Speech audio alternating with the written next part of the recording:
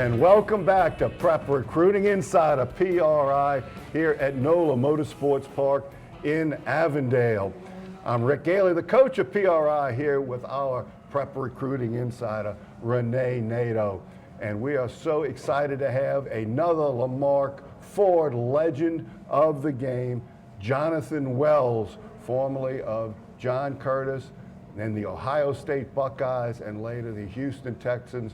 We're going to talk about the degradation of an offensive line with the Houston Texans. He and David Carr back in the day. That'll shorten a career, John. Oh, my goodness. But we had Corey Webster on earlier, and it's an interesting contrast between how y'all were recruited, which was very similar. Both you were recruited nationally, even though different positions. Corey chose to stay here and go to LSU, and you chose to go to Ohio State. Talk about being nationally recruited and going up to Columbus, Ohio.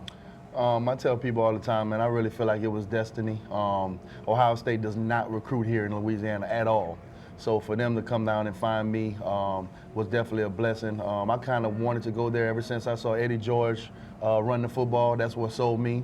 So once I put it out into the universe that I wanted to go there, that was actually the first school that contacted me. So that was kind of my confirmation, and I never wavered from my decision, except for maybe a week after I visited North Carolina. But other than that, I was a Buckeye from like my sophomore year all the way on to my senior year. 3 state titles under J.T. Curtis at John Curtis, and you always played with a lot of talent at Curtis. How did that prepare you for the next stage in your career? It prepared me so much, so well. Just the strength program alone. You know, having a coach like Tommy Moffitt, who's the strength coach at LSU right now, that says it all. You know, we were doing those workouts when I was in 8th and 9th grade. The same workouts they're doing at LSU now, we were doing that at Curtis. So that kind of just put us ahead of the schedule here, playing against guys in high school. And, you know, we were prepared. You know, learning how to play as a team player. You know, even though I was a star on the team, it was never about me. It was always about the team concept and guys working together to get that championship goal. So that's what I learned from J.T. Curtis. And one of the themes that we've been on the whole year, Jonathan, is exposing street agents. Kids today in the recruiting process have so many people telling them how they can help him get where he wants to go, but they really can't do what the school does. And here you were, you loved Ohio State as a younger person, and it really just took a phone call from your family, from JT, to let them know, hey, you need to look at this guy. The school can always do more than anybody outside the school to promote your career. Yeah, absolutely. You know, it's a lot of people who want to be involved, especially when they think a kid has the talent to get to the NFL. It's a lot of people that want to attach along the way, you know. So fortunately, JT does a great job of protecting us from that, and he kind of keeps his handle on everything and all the people that are around us. So, you know, I was fortunate to go to a school where I have a coach like that. A lot of guys are not fortunate like that. So they have to get, you know, whoever they can get to try to help them to get exposure. So, you know, I was blessed, you know, going to Curtis, what I feel is the best high school in the country when it comes to football. So, you know, I was extremely happy to be able to go there. Good career with the Buckeyes, 27 career touchdowns, but in 2001, almost 1,300 yards, 16 touchdowns, and what a big game you had. November 24th, 2001 against rival Michigan, 129 yards, 3 touchdowns. You were the team MVP. This is one of your touchdowns here. That had to be a dream day for you, Jonathan. It was. To be honest with you, man, we hadn't won at Michigan since 1987. So we were on a long drought from winning up there. So, you know, me being a senior, we lost our quarterback the week before to a suspension. So I knew it was all going to be on my shoulders. So I told Coach Tressel to just give me the ball, man, every play, and we're going to get it done. And, you know, I didn't play in the second half. All those stats that you're naming was all in the first half. So my whole lower body cramped up. I was in the locker room the second half. But, you know, we got enough points in the first half to get it done and get out of there with that victory. And I think we're about 12-2 since then, you know, since that game. So we started a nice run. That's a big day for us. And as great a rivalry is, one of the best in the world with Ohio State and Michigan, it's really been a series of contrasts that y'all were going through very much in that rivalry, what Michigan is going through right now. That even though in the regular season y'all were successful, you had that long drought, especially at Michigan.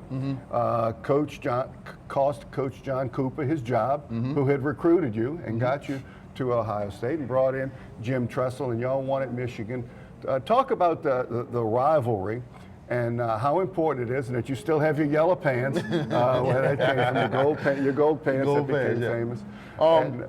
To me personally, I didn't know anything about the rivalry. I'm from New Orleans, so you know I grew up watching LSU and watching the guys down south. Notre Dame was my school in high school, so it took me to get up there and really find out how serious that rivalry is to those people in Ohio and Michigan. They hate each other, literally, and it's been going on since the 1800s. So to be a part of that rivalry and be able to have 3 touchdowns in the first half of a game, you know, that's something that my legacy and my kids will be able to go back for and be proud of, you know, until the day that I'm dead. So, you know, it was special, you know, and having my guy Chris Howard, you know, who's my mentor at John Curtis, to go up to Michigan and win a national championship with those guys, you know, I say we've been pretty good to the Big Ten.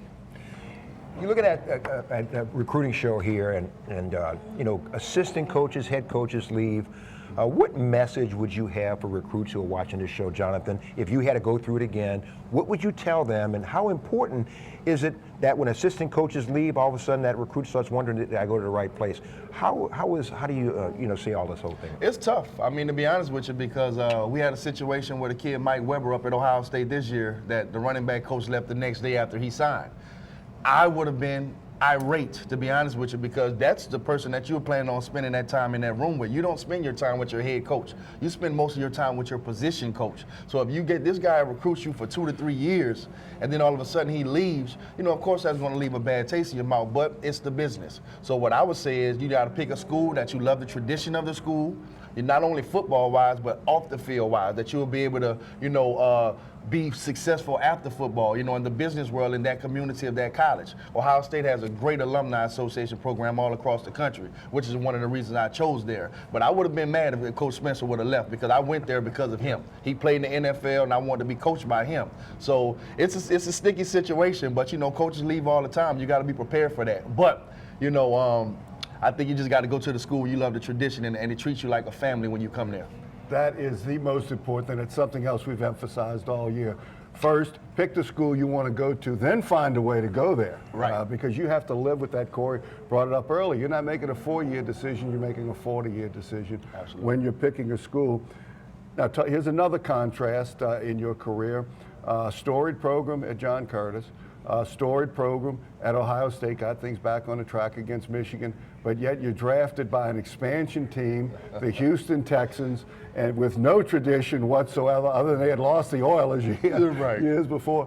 And you and David Carr together really suffered the brunt of the offensive line being underdeveloped. Yeah, I mean, we were thrown to the wolves, to say that. You know, to come in, we had 7 rookies starting on offense that year, so I kind of had to be the leader of that offense. We were depending on Tony Baselli, the offensive tackle, who never took a snap.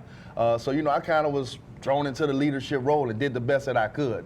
You know, at the end of the day, the Houston situation was up and down. You know, I was bitter about that situation for a long time, because I feel like it really shortened my career going there. Yeah. But, you know, at the end of the day, I got an opportunity to play in the NFL for 4 years, made some money, you know, took care of my family, showed them some things that they would never be able to see otherwise. So it was a blessing all in all, but it was tough. It was a tough transition for sure.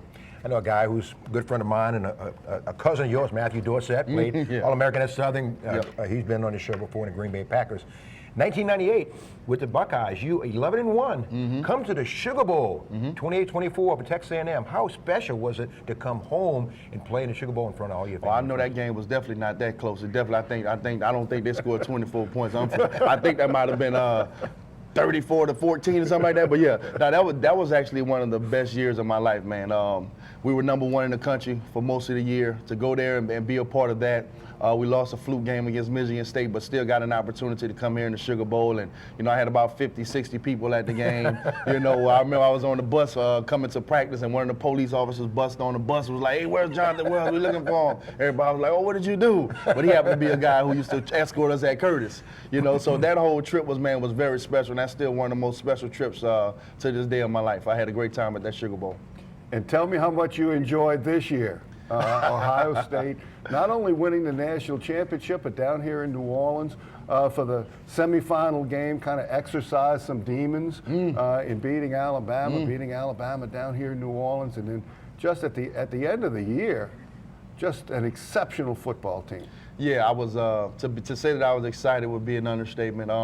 You know, to me, that national championship game was Alabama, because we were 1-9 against SEC schools all time in bowl games.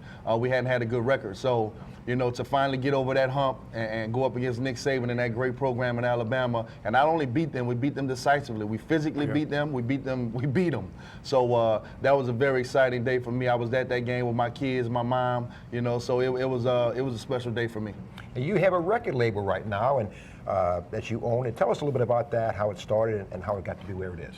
I've been in the music industry since I got out of football in 2006. I've been in Atlanta. You know, we signed some major deals. My first group, Melage, we signed them to Sony to a nice deal. I've had a label deal with Capitol Records, and now I'm kind of regrouping and rebranding everything. And now the name of my label is 28 Productions. I'm actually signing a boy band group from New Zealand that they're comparing to One Direction right now. So they'll be coming over to the United States, and I'll be filming a TV show with those guys, breaking their career here in the United States. So I'm very excited about the new destination and where we're going. I think we're going to do some major things in the industry. Well, that's Jonathan Wells, another Lamarck Ford legend of the game.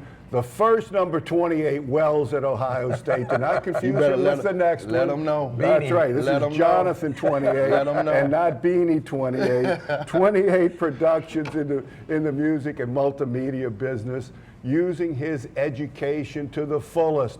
That's what this is all about, what we've emphasized all year on Prep Recruiting Insider. Jonathan, thank you for being with us here at NOLA Motorsports Park. We're here in the karting lounge with the kart track behind us, the big track ahead of us. We're going to be right back after this timeout.